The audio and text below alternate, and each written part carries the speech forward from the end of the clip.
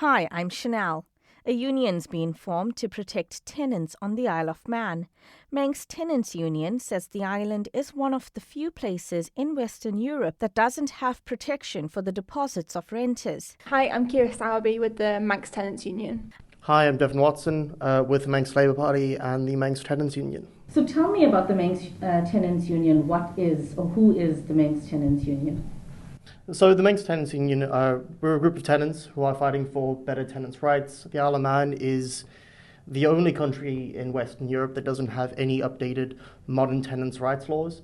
Even Tory-led government in the UK has introduced two sweeping broad sets of improvements to tenants' rights. And the Manx government has been slow, has introduced nothing. And we need to do this in order to keep young people on the island. So tenants don't really have any representation on the Isle of Man at the moment, whereas landlords do. So we wanted to be an organisation that fights for tenants' rights because they're the ones who are bearing the brunt of the housing crisis at the moment. We think that housing is a human right and not a commodity for profit. So we'd really like to see the Manx government take that into consideration and really make an impact with that. Now it's a fairly new group or union that's been started. How has the feedback been from the public that have come across this group since? Really positive, actually. I think we've had a good reception to it so far. Yeah, people have been really receptive, and already we're starting to get requests for help from tenants. People who are suffering from eviction, people who are suffering with inability to pay bills, people who need advice on basic rights, and this is stuff that we're beginning to try and provide. We want to work closely with other housing providers. We want to work closely in my other role as chairman of Douglas Council Housing, and what we've recognised is we need better rights for tenants both in the public sector and the private sector, and any rights that are enforced in the private sector also need to carry on into the public sector. Can I ask you, you're kind of playing a dual role here. As you mentioned, you've got DVC head of housing, and you're also in the Manx Tenants Union. Would it kind of help you in terms of having a better understanding of the needs on the island? Yeah, so we can see the perspective. So I inhabit the role sometimes. In that political role, we can see the struggles that landlords face. Sometimes being a landlord on the Isle of Man can be tough, but at the same time, that doesn't mean that standards don't need to be improved. So the main function of this is the whole point of political representation is so that we can start pushing institutions forward and start getting institutions to behave in a way that is more in line with the needs of those tenants and seeing these resources be democratically managed rather than impose standards on tenants. The council has done a lot of good work. There has been a lot of work in sort of, for example, stopping no-fault evictions and moving forward in that regard. But we do need to see broad-scale improvement across the public sector and the private sector in terms of tenants' rights. What are some of the key priorities for the Tenants Union? I think one of the biggest things we want to do is get information out there about what tenants' rights exist at the moment, and then also to lobby the government in order to improve tenants' rights so that we can then educate about them as well. I think a lot of people aren't aware of what rights they have as tenants, and so we'd really like to improve on the awareness of that. Would you like to see some sort of bill or some sort of legislation come into place? Like you mentioned earlier, tenants don't have any protection at the moment. Yeah, I mean, people need to see sort of protection from eviction in cases where they've done absolutely nothing wrong. People need to see have protection from unfair rent increases that are over and above the rate of inflation. People need to have the ability and the right to have pets. So these are basic sort of rights that are enshrined all across Western Europe but Manx tenants lack. And Manx tenants lack those rights is because we're unorganised and we don't have political representation. So we're looking to have a constructive relationship with Manx landlords. We want to have a constructive relationship with the government, but at the same time, we are going to push the case because then we're tenants. And if we don't improve tenants' rights, we're going to continue to lose young people and we're going to continue to lose skills from the island at a greater rate than we currently are. Will the union be reaching out and having conversations with the Manx Landlords Union? And will you be also chatting with government and stuff about those concerns? Yeah, we definitely want to talk to government and really sort of lobby politicians to create more rights for tenants. As for the Landlords Association, I'm sure we would love to sit down and have a chat with them, see what we can come up with together.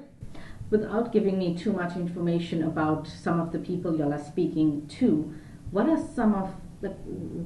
are people facing? So the core issues that people are facing are rent increases that are higher than most people can afford. People face a lack of basic rights from things like eviction. People don't have the ability to have pets. People don't have the ability to make alterations or changes to apartments that they're in, and people don't have the ability to receive the same level of care and habitability within a home that tenants in places like the UK, in places like Spain, in places like Ireland or France or Germany have. So we've seen tenancy as a viable option in many of those other countries, and people can be tenants for a very long time and be fine because they know that their housing is secure. Whereas here, it's sort of speculative investment income, and you can't really have something simultaneously act as a home and act as a speculative investment. So you want to sort of encourage a culture of responsible tenancy and responsible landlordship in order to sort of create an environment where people have secure homes, because without secure homes, people can't start families and people can't put down roots here. What's y'all's stance on the housing situation at the moment on the island? So we are in a housing crisis. There's not enough homes being built for the people that live here, and those houses aren't being built to be affordable. Basically, we need to build, and at the moment we're not. Yeah, at the same time, we need to sort of ensure that houses are warm. So we need to have like basic insulation. Currently, right now, if you're in a rented property, the person who owns the property has absolutely no incentive to improve insulation standards within housing because they aren't the ones who sort of bear the brunt of that. So there are sort of things in terms of aligning the needs of tenants and aligning the needs of people who own properties and looking for a more democratic system of management that allows those needs in order to be met. We are in a housing crisis. We're losing people. We're losing skills. We've got teachers. We've got doctors. We've got teachers. We've got firemen. We've got police officers who are struggling to make ends meet on the Isle of Man and are opting to be elsewhere. And the island won't survive without these skills. So improving the rights of tenants and ending the housing crisis is absolutely essential in maintaining the health of the island's economy. And do you also want to see tenants kind of step up and take that responsibility for their property? Like you mentioned, some of the houses don't have that proper insulation, and some landlords, they don't really have to do it, so they won't do it, and the tenant is kind of left in this cold building and trying to warm themselves. At the end of the day, when you start paying rent, what ends up happening is you're paying off someone's investment. So you're building equity for them, you're building them a home. And at the same time, you should expect to not go cold in the winter, right?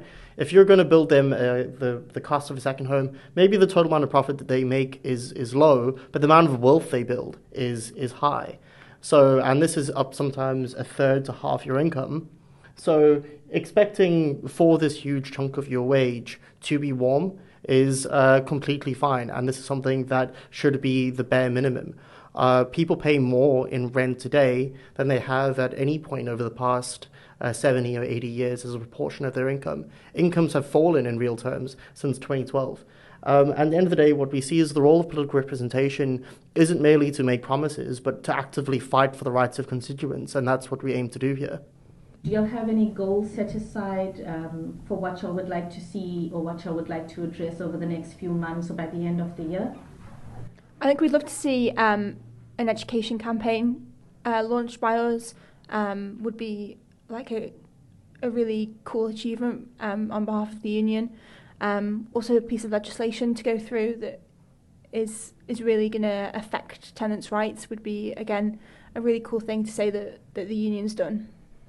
Yeah, like educate the public, grow the organisation, and sort of push for better tenants' rights. This is something that we're keen to see, and hopefully build a lot more social housing and improve the standards within that social housing. Something that these are all good goals, but at the end of the day, we want to be a democratic organisation, and our goals will be set by our membership. Perfect. I think my last question would be in terms of rentals. I mean, we're seeing figures up to 2,000. People cannot survive within a cost of living crisis. Are y'all concerned about the high rentals that we're seeing? The cost of rent, when people pay a lot for rent, you see two groups suffer.